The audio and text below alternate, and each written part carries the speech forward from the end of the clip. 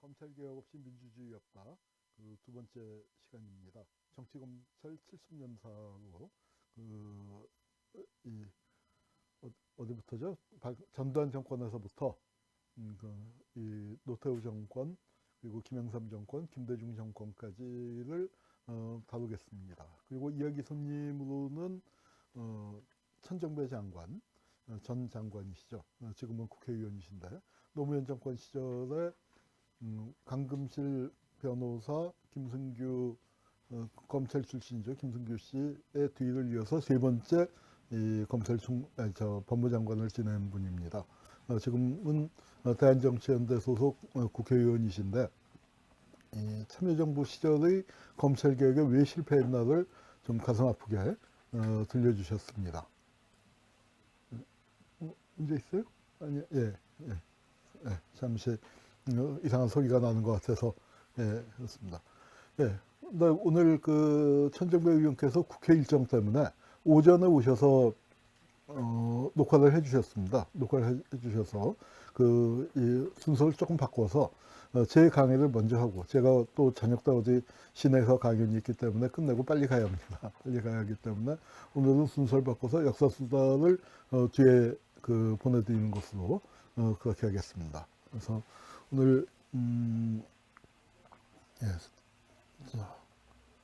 이 정치검찰 70년사 시작해 보도록 하죠. 자, 정치검찰 70년사. 우선 그 전두환 시절의 검찰 역사부터 들어가 보도록 하겠습니다. 우리 지금 이게 한 벌써 2년쯤 됐나요? 검찰 알바, 검찰 알아야 바꾼다라고 해서 우리 손혜원 의원이 최강욱 변호사를 이야기 손님으로 모시고 또 김남국 변호사가 보조 MC로 나오면서 굉장히 재밌는 프로가 있었습니다.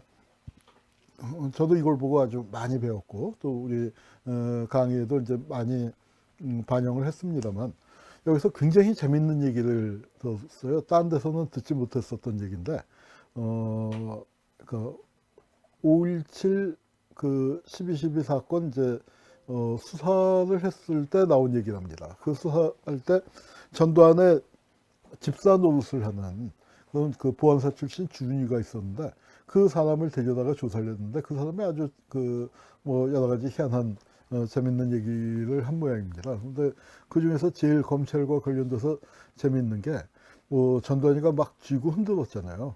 그런데 처음부터 그랬던 건 아니랍니다.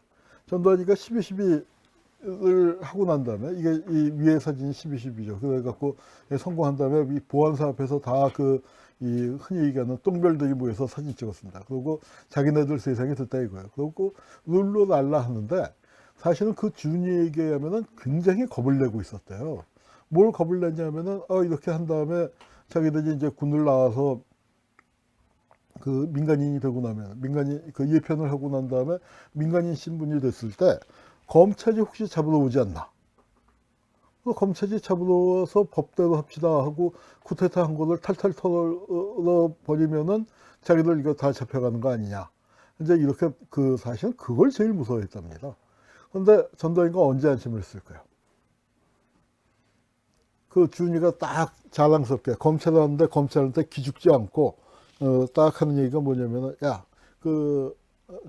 이게 준이니까 전두환의 최측근이긴 하지만 계급으로 치면은 까마득하게 낮잖아요. 검사장쯤 되면은 지금 차관급이에요. 차관급이면 군대로 치면은 3스타죠. 별 3개. 하고 준이하고는 이건 하늘땅 별땅인데 준이 사무실에 검사장이 찾아왔다는 거예요. 그리고 뭐라고 부탁을 하냐. 여기서 어르신이란 전두환이죠. 전두환한테 말씀 좀 잘 해달라고. 돈 보따리 들고 싸들고 왔다는 거예요. 재밌는 게 싸들고 와서 이제 자기 방에다가 돈 보따리를 갖다 놓고 나가는데 딴 검사가 또 들어왔다 이거예요. 그런데 보통 군인들 같으면은 거기서도 웬일이야 하고 허우대 이제 미소를 떨면서 이렇게 아는 척도 하고 그래 뭐 잘 지내 하고 서로 민망한 상황이지만 그렇게 지나는데 검사는 싹 둘 다 서로 순식간에 못 본 척하고 아무 일도 없었던 것처럼 이제 지나가더라 이거. 근데 그 두 번째 온 검사도 역시 자기한테 돈보따리 싸들고 왔는데 검사들이 정보가 빠르잖아요. 그러니까 전두환한테 가장 편안하게 말을 넣을 수 있는 사람은 이 저 준이다. 그래서 그 정보를 얻어갖고 거기 돈다발을 들고 온 거예요. 그걸 갖다가 이제 전두환한테 보고를 했대요. 그랬더니 전두환이 진짜야? 하고 그냥 얼굴색이 화색이 돌면서 아 이제 살았다. 즉 뭐냐면은 전두환이는 검찰을 되게 무서워했었는데 검찰이 자기한테 돈 싸들고 오는 걸 보면서 되게 살았다.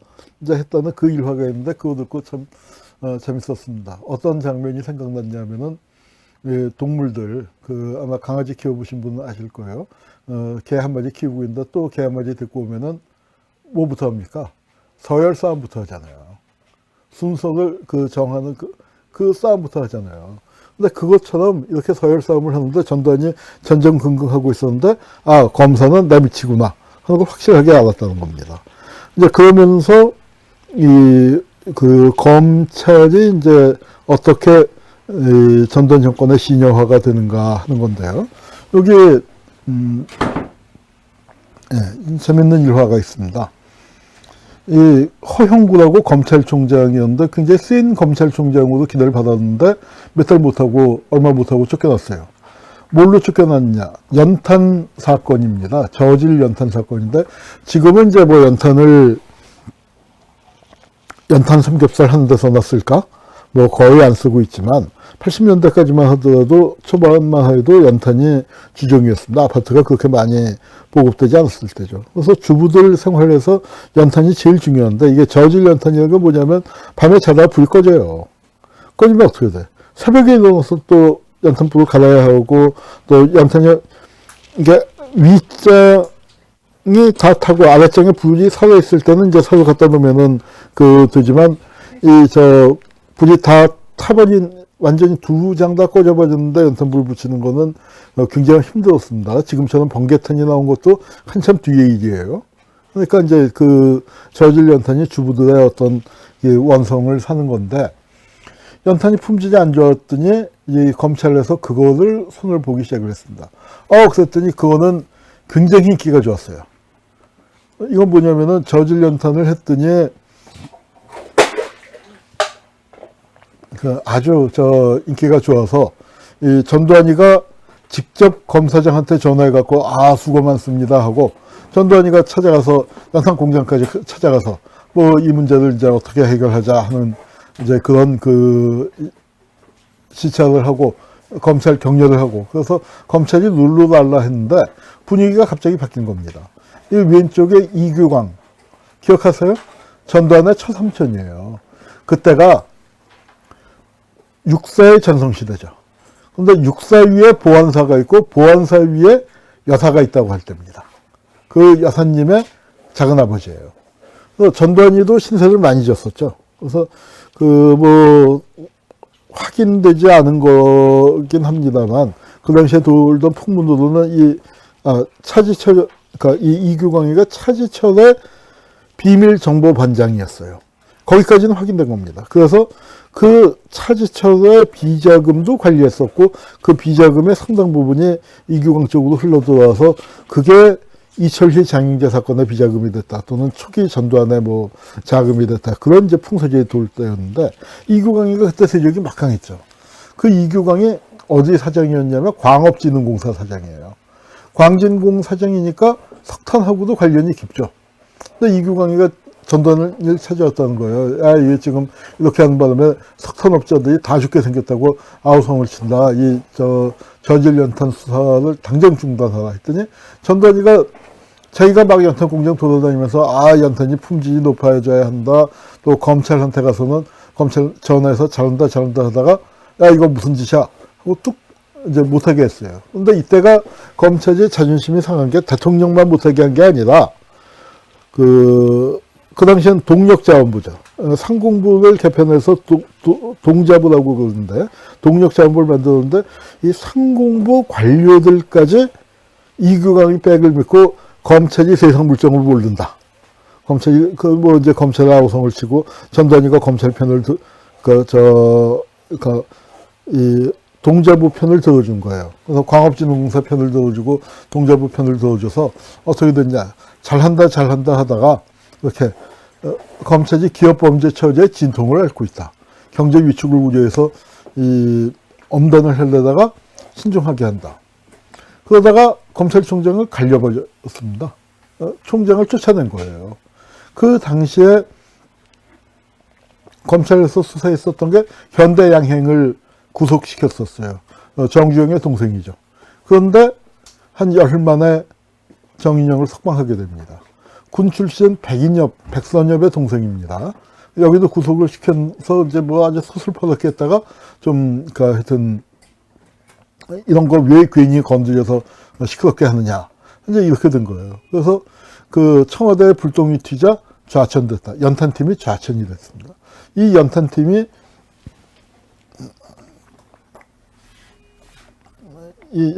좌천됐다가 언제 이제 돌아왔냐면은 그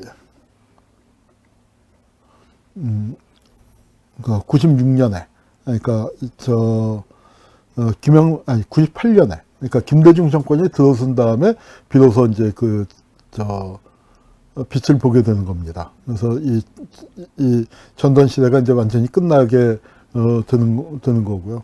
그래서 이 연탄팀 검사들이 이제 두고두고 쫓겨가고 이게 검찰의 치욕으로 심지어는 동자부한테까지 수모를 당했다.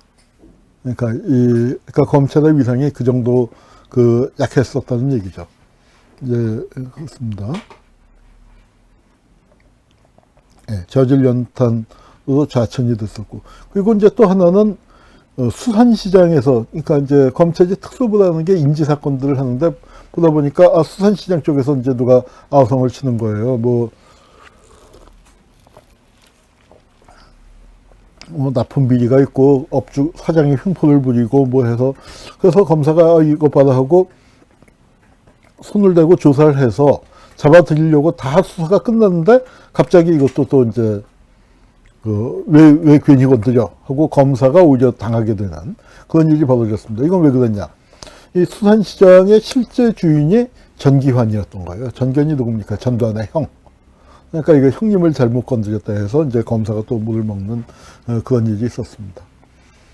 이제 이렇게 일반 관료한테도 수모를 당할 지경이었으니까 안기부한테는 어떻겠습니까? 진짜 검찰 역사에서 지워버리고 싶은 사건이 벌어집니다. 바로 연대생 내란음모 사건이라는 거죠. 그리고 이건 이제 사건 자체도 중요하지만 제도도 중요합니다. 안보수사조정권이라는 게 있어요. 검찰이 지금 무지세잖아요. 그런데 지금도 이 제도가 남아있는데요. 안보수사조정권이라고 해서 검찰의 기소 독점주의를 침해하는 조항입니다. 기소 독점주의는 형사소송법 사항인데 안보수사조정권은 형사소송법이 아니고 대통령령이 있어요. 하급법령인데 이걸로 이제 안기부가 쥐고 흔드는 겁니다. 거기에 대해서는 제가 글을 썼어요. 한겨레신문에다가 글을 썼었고 제가 쓴 사법부란 책에 그 내용이 그대로 들어있는데 안기부가 송치한 사건에 사파란 검사가 토를 달았다 이거예요. 사실 안기부는 사법경찰관이기 때문에 검찰의 수사 지휘를 받아야 하는 기관입니다. 그런데 안기부가 송치한 사건을 검사가 이래라 저래라 한다고 이제 사건이 터졌는데 한번 보시죠. 이 구상진 검사라는 분입니다. 근데 이제 사건은 뭐냐면은 원래 연대생들이 81년 초에 유인물을 돌리려고 했어요. 근데 제대로 뿌리지도 못했습니다. 근데 하여튼 유인물을 준비를 했는데 이 유인물 제작팀 중에 한 명이 다 제 동갑쯤 되는 친구들입니다. 아마 7, 8학번 저하고 아마 같은 학번들일 거예요. 거기 합천인가 하동인가 하여튼 경남 어디에서 경찰서 아버지가 경찰서 지서장이에요. 그래서 집에 아버지가 밤낮 뭘 했냐면 북한 방송을 들었대요. 지서장이니까. 그래서 이제 얘는 어렸을 때부터 이제 아버지 옆에서 북한 방송 따라 듣고 집에 라디오가 있으니까 옛날에 시골에서 북한 방송이 아주 잘 잡혔습니다. 서울에서도 어떤 날은 이렇게 돌리다가 KBS나 뭐 동아방송 바로 옆에 했는데 막 이상한 목소리로 북한 방송이 잡히고 그럴 때거든요. 왜 북한 방송을 들었냐? 1980년 광주 항쟁에 대해서 한국의 언론은 아무것도 보도를 안 했으니까. 그래서 이제 젊은 사람들이 그 광주에 관심을 갖는 사람들이 북한 방송을 들으면은 이제 조금씩 얘기들이 그 나오니까, 그러니까 그걸 이제 들었던 모양이고, 그걸 유인물에다 썼었던 모양이에요. 근데 유인물 이제 안기부에서 다 꺼다 보니까 이거 한국 언론에 보도된 바 없는 그런 내용이, 그리고 또 잘 읽어보면 용어도 아무래도 북한 용어가 들어있었겠죠. 그래서 아, 이거는 북한 방송을 들었나 보다 하니까 이제 사건이 커 보이잖아요. 그러니까 쉽게 얘기해서 애들이 그냥 전두환 정권을 고발하는 유인물을 만들었는데, 이게 보고란 게 그래요. 여기 유인물을 만들었네요가 아니라 유인물을 만들었습니다.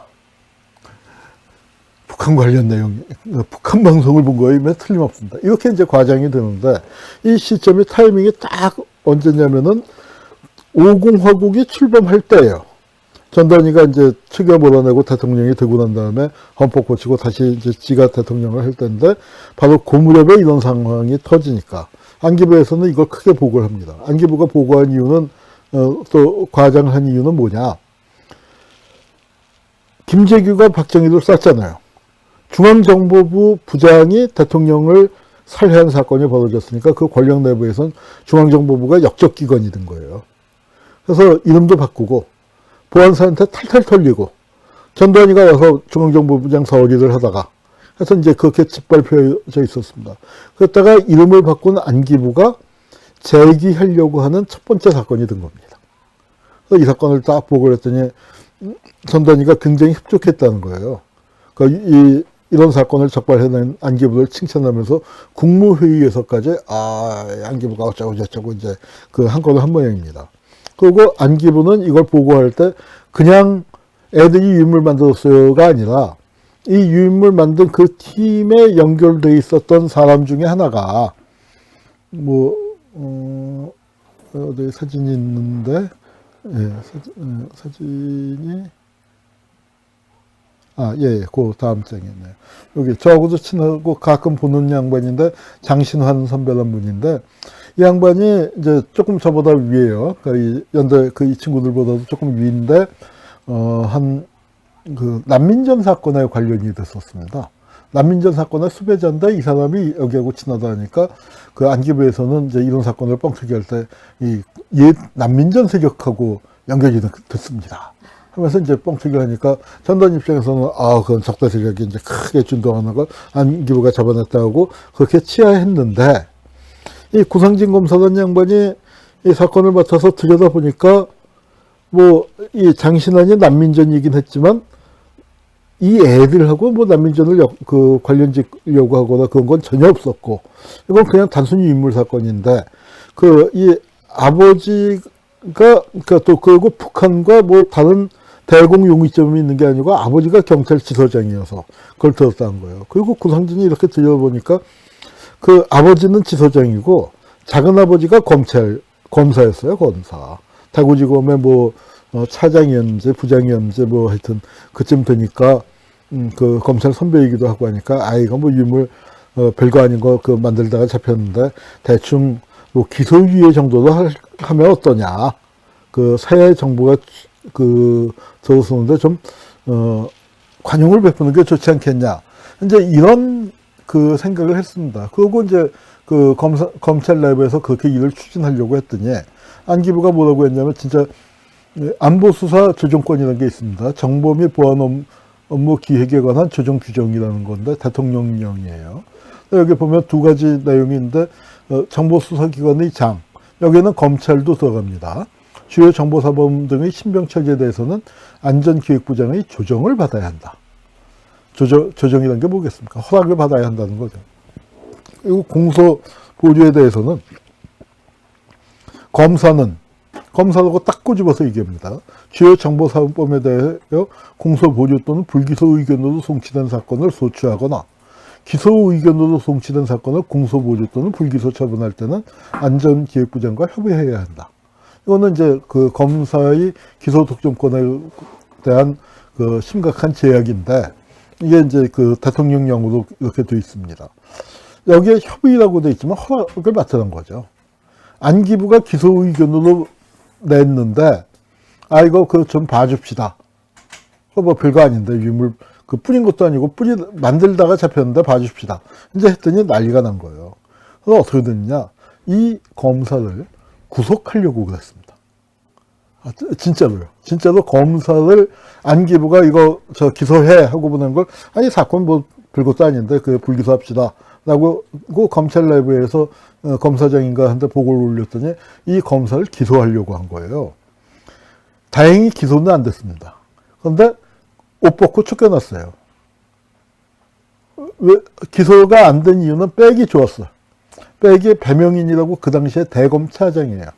나중에 노태우 때 법무장관을 거쳐서 국가안전기획부장까지 지낸 사람이고, 또 요 이종사촌 형제인데, 또 형 하나는 그 육사 14기의 배명국이라고 있는데 하나의 핵심 멤버예요.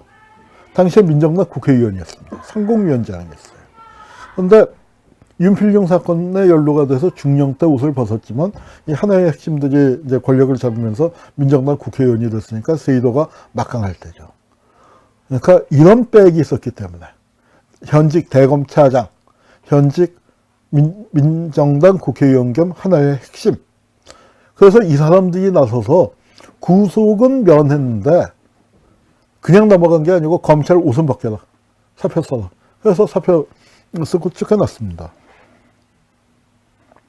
근데 검찰이 이제 안기부에서 이 사람을 의심했었던 건, 요거 이제 글씨가 작아서 잘 보일까 모르겠네요. 5.18 사건 당시에 그 희생된 분들에 대한 검시 보고서입니다. 검시란 건 뭐냐면 그렇게 이제 변사자가 발견되면은 검사가 입회해서 그걸 이제 사체 처리를 지휘하게 돼 있거든요. 그런데 보면은 여기 검사 구상진이에요. 80년 5.18 당시에 광주에 근무했었단 말이야. 그러니까 안기부적 사고방식으로는, 아, 이렇게 거기에 근무했던 놈이 혹시 이 5.18 그 세력하고 연결돼서 이렇게 이딴 짓 하는 건 아냐? 하는 식으로 처음에 봤었던 게 아닌가 싶어요. 사실 구상진은 굉장히 보수적인 사람이고 공안검사로서 근무를 했는데, 이 구상진이 얼마나 보수적인 사람이냐. 저도 이번에 조사하다가 알았는데, 이 호주제 반대 그 대표 변호사예요. 호주제 반대 대표 변호사였던 건 유명한 얘기입니다. 그래서 이 사람이 무슨 전통 가족 뭐 지키기 무슨 정통 가족제도 수호 범국민연합 정가련이라는 단체의 공동대표였대요. 여기까지도 저도 알았었고, 또 헌법재판소 가서 변론도 하고 그랬는데, 요번에 한 거는 그때 26일간 단식 투쟁을 했었대. 호주제 호주 법 고치지 말라고. 저는 이거는 몰랐었습니다. 그래서 꽤 보수적이고, 요번에 박근혜 탄핵 때도 거기 그 17차 최종 변론 나와서 그게 어떻게 재판입니까 하면 또 이제 아각됐었고, 지금은 헌법을 생각하는 변호사 모임의 회장이래요. 그러니까 무지 보수적인 사람인데, 그 사람이 이거 뭐 애들 좀 봐줍시다 했다가 안기부한테 된통 이렇게 당한 거죠. 그때 그 팀에 그 유인물 썼던 그 사람 중에 하나는 나중에 무협지를 써서 유명해졌어요. 근데 이 무협지가 또 사건이 됐습니다. 연대생 공산일홍 전연대생의 3년 선고. 무협지인데 뭐냐면은 도사가 제자한테 세상 돌아가는 이치를 가르치잖아요. 세상이 이렇게 어쩌고 저쩌고 하는데 그게 변증법적 유물론이에요. 무협지 쓰는 그 도사가.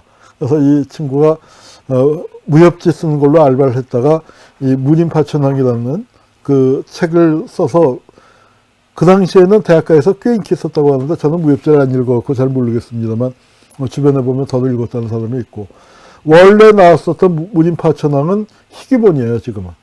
저도 책을 본 적이 없습니다. 그래서 구해봤더니 이 80년대 꽤 지난 다음에 나중에 나온, 이렇게 50대 금서 됐었다 해서 88년 2월 항쟁 이후에 나온 책만 제가 갖고 있어요. 그때 고무접에 신문에 광고도 크게 했었고 그런 사건이 있었습니다.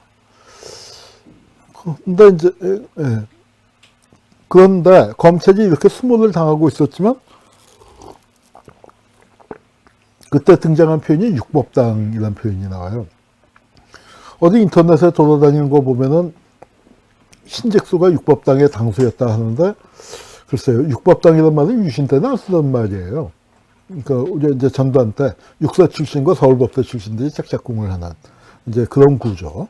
그러니까 이제 그 중앙정보부를 좀 뒷전에 물리고 법대로 합시다 하면서, 그러니까 법을 아는 도둑놈들이, 요즘 말로 법비죠. 법비들이 이제 나서는 그런 시절이 됐습니다. 그때 박철원이가 전두환 때도 그 권력 핵심에 있으면서 검찰 직급을 상향 조정을 시켜줬습니다. 이건 왜 그럴까요? 이때 상향 조정된 대표적인 집단이 검찰이 상향 조정됐고요. 기자가 상향 조정됐고요. 교수들도 제법 좋아졌습니다. 뭐냐면 당근을 줘서 그쪽을 자기 편으로 만드는 거죠. 자기 편으로 만드는데 검찰도 이제 그렇게 했습니다. 그러니까 한편으로는 이 검찰총장이 연탄 수사하다가 잘리고, 그러니까 연탄만도 못한 처지가 된 거죠. 그 연대생 내란모 사건 때 안기부한테 쥐어 터지고 이제 이랬지만 또 이제 당근을 줘서 좀 직급을 올려주고. 그런데 진짜로 큰 사건이 하나 터집니다. 이거는 뭐 잘 안 알려져 있는 사건인데, 저도 책에다가 쓰고 했지만 뭐 그렇게 사람들이 이렇게 만나서 물어보면은 이 사건을 기억하는 사람이 많지 않은데, 뭐냐면 대법원장 비서관 뇌물 사건이란 거예요. 대법원장의 비서관이 뇌물을 받은 사건이 어떻게 검찰과 그 사법부를 뒤흔들어 놨을까요? 어느 정도였냐? 검사 2명이 파면을 당합니다. 서울지검장과 서울지검 남부지청장이 인책 사임을 해요. 부장판사 2명이 사임을 합니다. 변호사 3명은 제명당하는. 그러니까 법조 3륜이라고 한 게 다 쑥대밭이 되는 사법사상 전무후무한 파문이에요. 안기부는 또 뒤에 자세히 말씀드리겠습니다만, 안기부 역사상 처음으로 구타를 인정합니다. 그 구타를 인정하는데, 자, 이게 이제 어떻게 된 사건이냐. 여기 보면 신문에 조그맣게 대법원장 비서관 구속이라고 났죠. 그 철도청장 쓴 구속. 그러니까 전두환이 등장한 다음에 이른바 서정쇄신, 그 다음에 부패일소 하면서 공직자들의 기강을 잡는데, 이 철도청장은 대법원장 비서관 때문에 크게 난 거예요. 대법원장 비서관을 구속을 시키니까, 이걸 이제 안기부가 구속을 시키니까 철도청에, 검찰에서, 이 검찰과 법원과의 관계가 뭐라고 할까요? 사이 나쁜 형제나 부부 같은 사이예요. 늘 으르렁대고 싸워.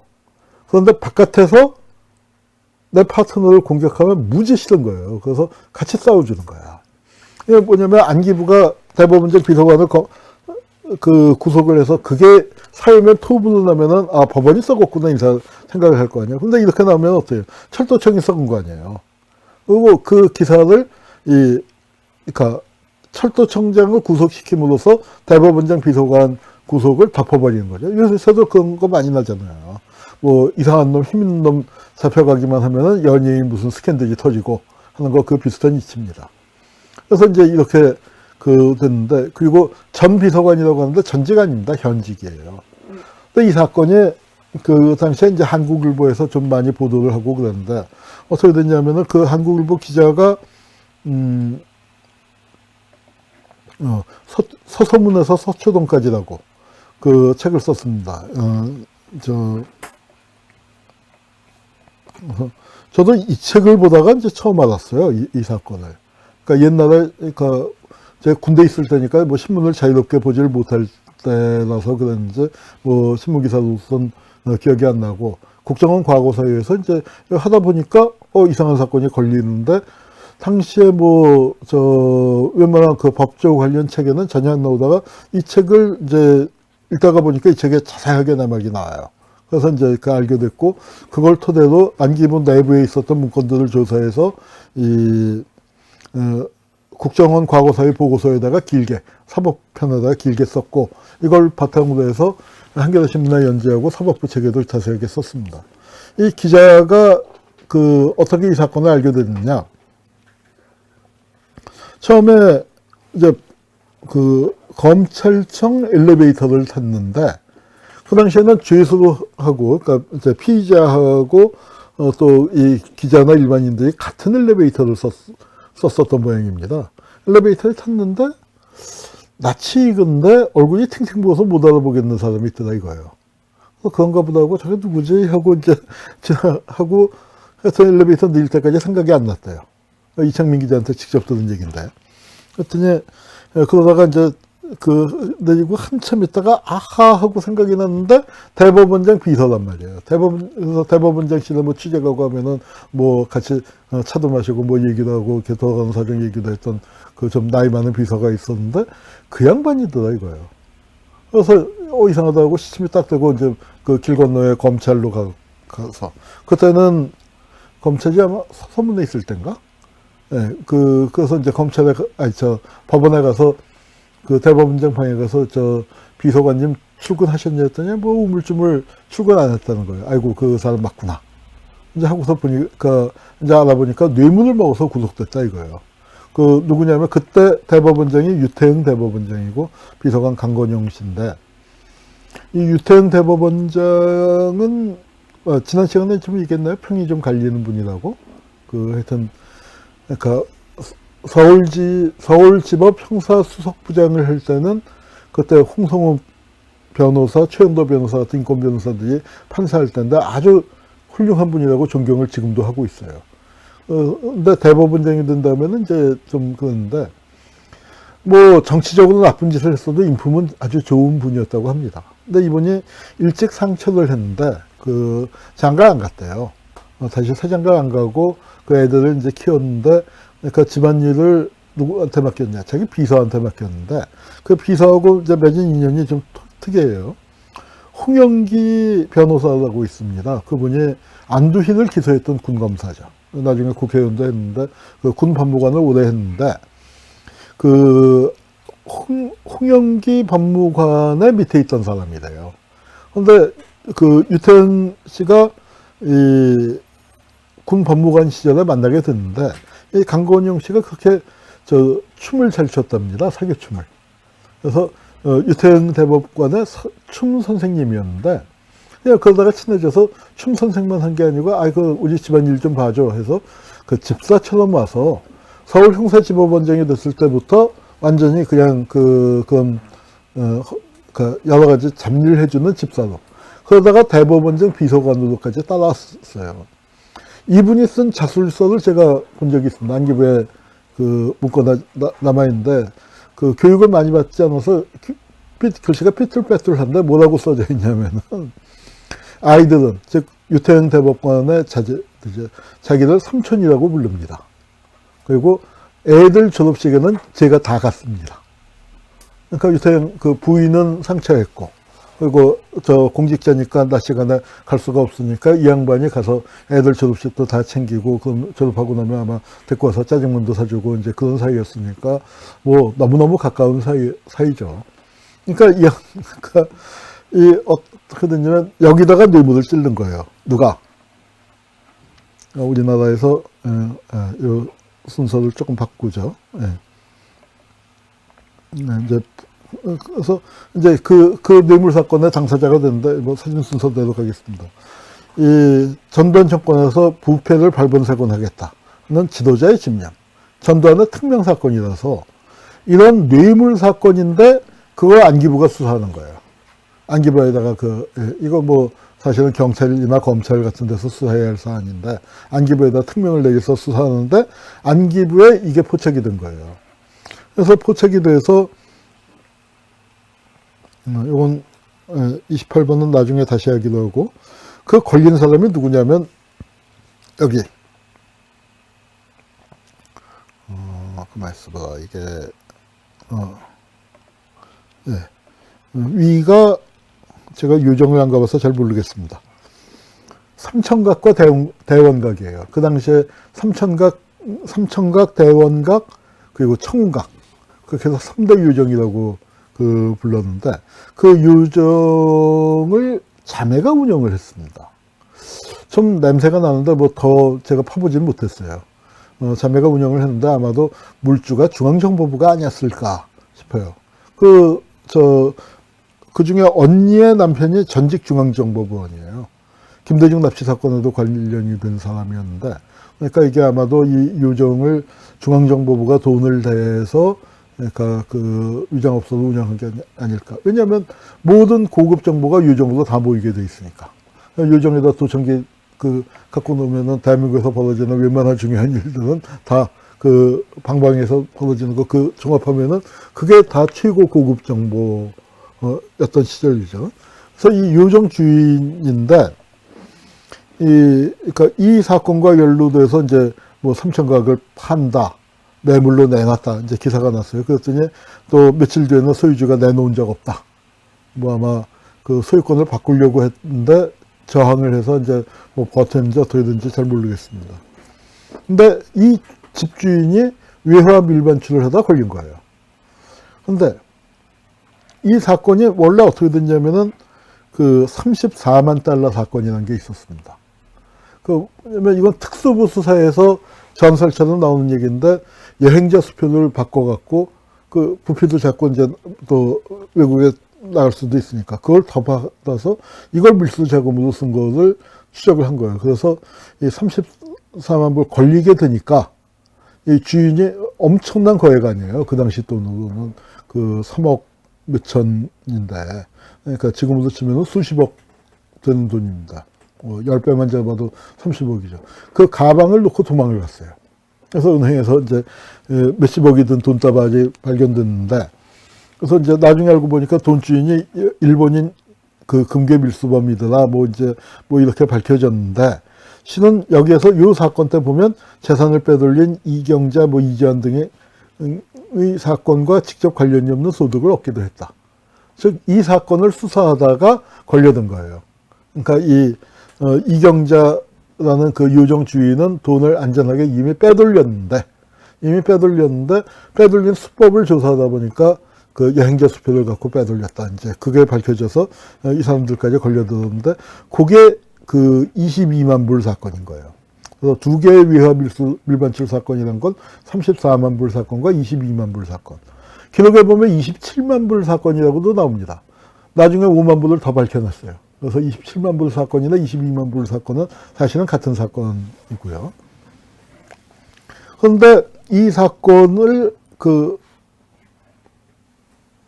구속이 됐는데 이 요정 주인 2명이 다 보석으로 나왔다 이거예요. 보석으로 나왔고 이걸 이제 사건이 뒤늦게 이제 밝혀진 거죠. 근데 이 사건이 처음에 돈이 적발이 됐는데 그래서 수사를 했는데 뭐 다들 뭐 보석으로 나오고 집행유예로 처리가 됐다.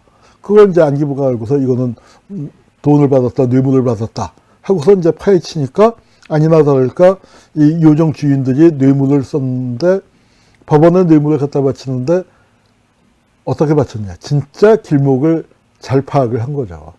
대법원장이 부탁을 안 들어줄 수 없는 사람이 누구냐. 그리고 그 대법원장의 뜻을 전하는 데서 일반 판사들한테 전할 때 가장 확실한 사람이 누구겠느냐. 아마도 난 강건영 씨가 돈을 받아서 대법원장한테 얘기 안 하고 자기가 알아서 처리했을 거라고 생각해요. 그럴 만한 위치에 있는 사람이니까. 그래서 하여튼 이제 결과를 놓고 보면은 무죄도 다 보석으로 나오고 집행유예를 받았는데 이 사건을 이제 다시 이제 수사하게 되는 겁니다. 그래갖고 5명을 구속시키고 4명을 입건하는데 수사를 담당했던 이진록 검사가 구속이 됩니다. 근데 이 사람은 굉장히 엘리트 검사예요. 사법시험 수석했던 사람이야. 사법시험에 수석했던 엘리트 검사고요. 그 다음에 요정 주인이 변호사 여기 3명이 이제 또 징계를 당해서 변호사회에서 제명되니까 변호사 자격을 박탈당했죠. 그 사람들은 딱 보면은 이제 무슨 검사하고 고시 동기, 검사하고 친구, 이런 거 찾아갖고 이제 그 3명한테 다, 그러니까 요정의 정보력을 해서 딱 쓴 거예요. 그렇게 해서 여기 이제 보면은 이게 33번 사진이요. 33번 사진에 보면은 이제 판사 2명이 도의적 책임을 느껴서 사의를 표했다는데 이 판사들도 최고 엘리트 판사들이에요. 부장판사입니다. 정명택 부장판사는 역시 사법시험 수석했었고, 박준영 부장판사는 이분은 유태흥 대법원장의 최측근이에요. 재판연구관을 오래 하고 측근에서 모셨었던 분이니까 법원에서도 신망이 두터운 사람인데 사표를 냈다고 하는데, 이거는 약간 두 명이 도의적인 사표를 냈는데 실은 약간 오보입니다. 왜냐하면 사표는 박준영 부장판사 한 명만 냈어요. 정명택 부장판사도 내려고 했는데 안 내고 버텼습니다. 왜? 박준영이가 사표를 먼저 냈는데 사표를 냈더니 잡아간 거예요. 안기부가 잡았습니다. 그러니까 정명택 부장판사는 사표를 안 내고 버틴 거예요. 제가 놀란 게 국정원이 그 안기부, 서슬푸른 중앙정보부 안기부가 현직 판사를 잡아간 적이 한 번도 없는 거예요. 저는 깜짝 놀랐습니다. 인혁당 사건이고 뭐 그런 아주 못된 판결들이 안기부가 판사 잡아서 공갈 협박하고, 고문까지는 안 하더라도 공갈 협박하고 그래서 이런 나쁜 판결이 나왔겠거니 생각을 했는데 그게 아니었던 거죠. 하여튼 판사에 대해서는 그만큼 예우를 했던 거예요. 그래서 정명택 부장판사는 안 내고 버티고 법원에선 장흥지원으로 발령을 했어요. 그러니까 이게 아마 쫓아보낼 때 장흥지원으로 보내는 겁니다. 너 나가라는 뜻을. 그런데 거기서 나가지 않고 버티고 있었어요. 버티고 있다가 사건이 완전히 일단락 든 다음에 사표를 냈죠. 그래도 이분은 변호사 개업을 바로 못했어요. 그래서 그러니까 나중에 이제 이 보석 결정이 이 피 부장판사는 박준영 부장판사죠. 강 비서관하고는 무관하다. 뇌물사건이 터졌는데 뇌물받고 한 게 아니고 사실 법적 요건이 다 됐다는 거예요. 초범이고 경제범이고 그 다음에 돈을 밀발출을 했던 돈을 아이고 잘못했습니다 하고 변제했으니까 죄는 죄지만 그런 경우에는 초범이고 할 때는 구속사회, 법원에서도 이제 인신구속을 하는데 기준이 있지 않습니까? 거기서 그냥 불구속 사유가 된다는 거예요. 그래서 이제 보석을 준 거지 내가 뇌물 받고 준 거 아니다 라고 했는데 어쨌거나 이제 문제 삼은 거죠. 근데 이 사건이 이제 어떻게 해서 터지게 됐냐 하면은 아까 강건영 그 비서관, 그 대법원장이 비서관이었기 때문에 고급 공무원입니다. 아마 1급이나 못돼도 2급, 그 당시 기준으로 2급 갑 정도는 됐을 거예요. 그러니까 그 정도 아주 고급 공무원이고 대법원장의 최측근이죠. 근데 안기부가 잡아다가 얼굴을 못 알아볼 정도로 묵사발을 만드는 거예요. 그러니까 저 기자가 저 친했어요 그러더라고. 친하고 여러 번 만나고 이제 뭐 그런데 자기가 얼굴을 못 알아볼 정도였다. 한참 지난 다음에 누구지 하다가 생각이 났다 할 정도로. 그렇게 되니까 검찰에서도 화가 난 거야. 야, 안기부가 암만 그래도 그렇지 뇌물 먹은 거 그거는 그것대로 벌 주면 되는 거죠. 어떻게 사람을 이 지경을 만들어 놔. 이제 그리고 이거 그 안기부 이거 너무한 거 아니야? 이제 이렇게 검찰들 안에서 떠들었더니 대검 중수부 과장이었어요. 그 몇 과장인지는 지금 이제 오래돼서 잊어버렸는데 그 중수부 과장이 그렇게 얘기를 했더니 그게 안기부 귀에 들어간 겁니다. 그랬더니 어쭈구리가 된 거예요. 안기부한테 톡을 달어? 그리고 이 사람 안기부 놈들이 이 검사의 뒷조사를 시작했어요.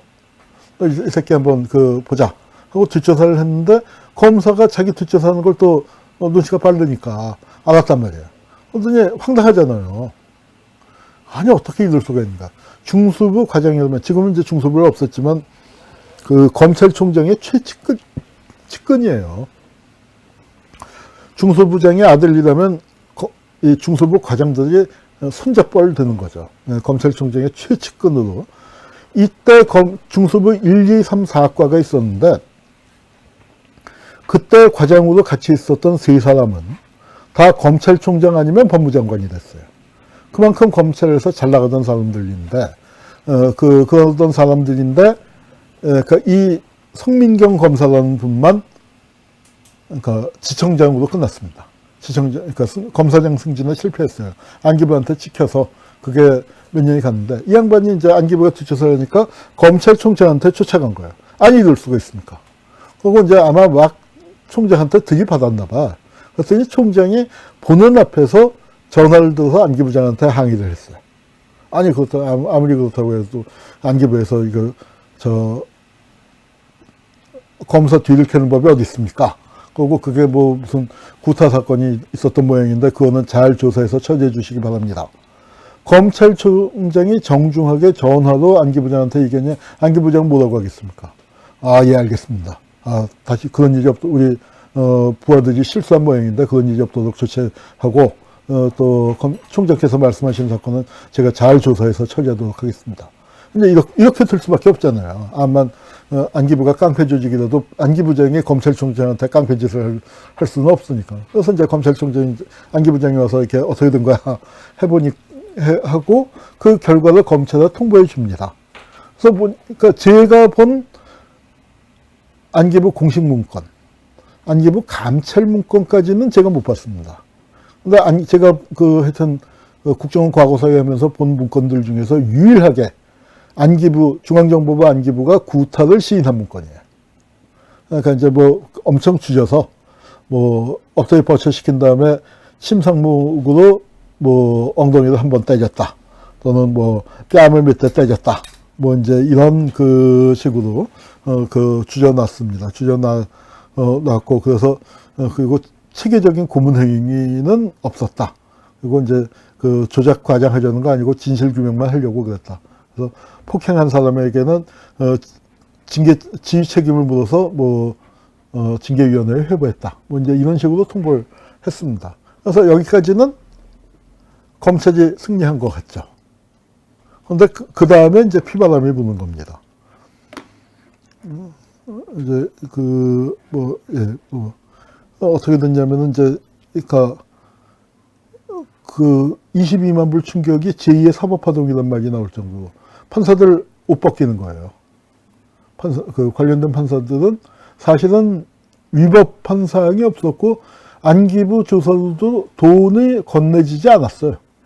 왜냐하면은 강건영이도 이렇게 딱 보니까 이거는 보석 사유였으니까 물어보니까 돈을 안 줘도 보석 나올 텐데 뭐하러 돈을 줍니까?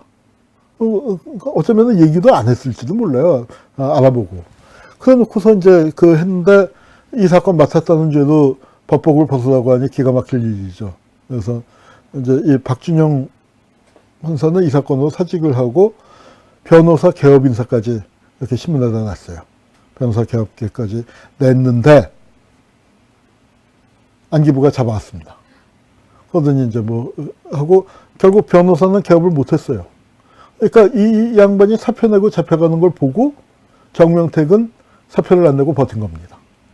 한 달쯤 이제 장흥으로 출근하고 모욕을 참고 있다가 사건이 일단락된 다음에 이제 사표를 냈고 성민경 부장판사는 북부지청장이었는데 북부지청장까지는 올라갔어요. 그런데 지검장, 서울지청장 하면 웬만하면은 지검장 승진이 된다고 들었는데 이걸로 끝입니다.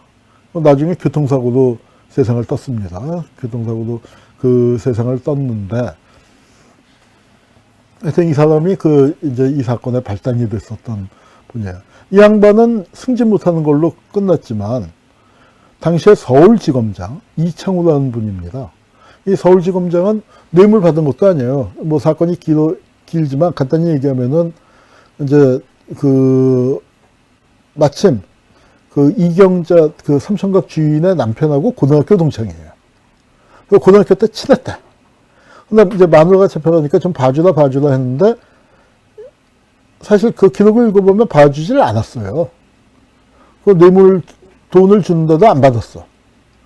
그리고 어떻게 됐냐면 사건이 다 처리가 되고 난 다음에 사건 다 끝나고 난 다음에 골프 치자고 하니까 친구니까 골프는 쳤어. 그리고 그 다음에 뭐 했냐면 어쨌거나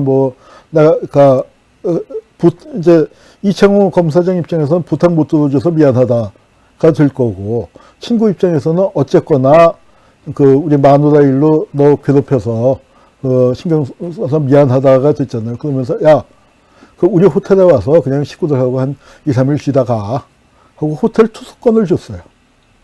그랬더니 그건 받았어. 그러니까 돈 쏴들고 왔을 때 돈은 안 받았는데 친구가 하는 호텔에서 아마 인간적으로 그것까지 거절하기는 좀 뭐했다 싶어서 그걸 받았는데 그게 문제가 됐습니다. 아니, 그런데 친구한테서 호텔 투숙권 받은 거 어떻게 알았을까요? 그 참 놀라운 시절인데, 안기부가 서울지검장 방을 뒤졌어요, 밤에.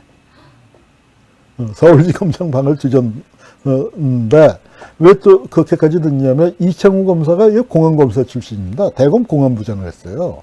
대검 공안부장의 서울지검장이면 이게 검찰에서 제일 그 핵심 요직인데, 그걸 연달아 지낸 양반인데, 대검 공안부장으로 있을 때, 안기부가 막 사건을 확대하려고 하는 걸 제동을 걸었나 봐요.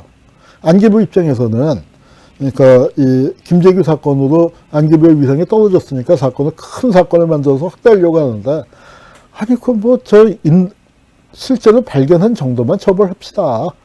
뭐 이제 그렇게 사건 확대하는데 좀 뜨뜻미지근했더니 이 자식 봐라 하고 있다가 서울지검장으로 있을 때 마침 너 딱 걸렸다 하고서 이제 그러니까 이렇게 뒤져갖고 옷을 벗겼습니다. 그리고 남부지청장도 벗기고요. 아까 그 고시 수석했었던 담당 검사 구속시켰어요. 부장검사는 파면시켰어요. 그런데 딱 한 명이 그 지휘 개선이 그렇게 다 피박살이 났는데 어찌된 이제 남부지청 차장검사만 면했습니다. 그게 누구냐면은 박희태예요. 그 나중에 국회의장 지냈었던. 그래서 박희태는 그때 이제 용케 벗어났다가 나중에 늙은막에 망신사기 뻗쳤죠. 캐디 가슴을 했었다는 이제 그건 하겠습니다. 예, 하여튼 뭐 이 사건이 이제 1검사장, 이창우 검사장 그 얘기가 기가 막힌 얘기였고요. 그 이제 사법부가 이제 뭐 완전히 그 피박살이 났고 나중에 이제 이 사람들 다 다시 재판에서 징역받고 그랬습니다. 이게 이제 그러니까 완전히 그 안기부가 이렇게 해서 위상을 회복하면서 검찰과 안기부의 서열 관계는 완전히 깨갱깽깽깽이 돼버린 거죠. 그러니까 성민경 검사가 화내고 그거 이제 검찰총장이 받아서 안기부한테 한마디 했고, 그러니까 안기부가 정중하게 거기에 대해서 아예 잘못했습니다 했지만 그 후에 피바람이 불어갖고 검사 2명이 구속되는 그런 그 사건까지 벌어졌죠.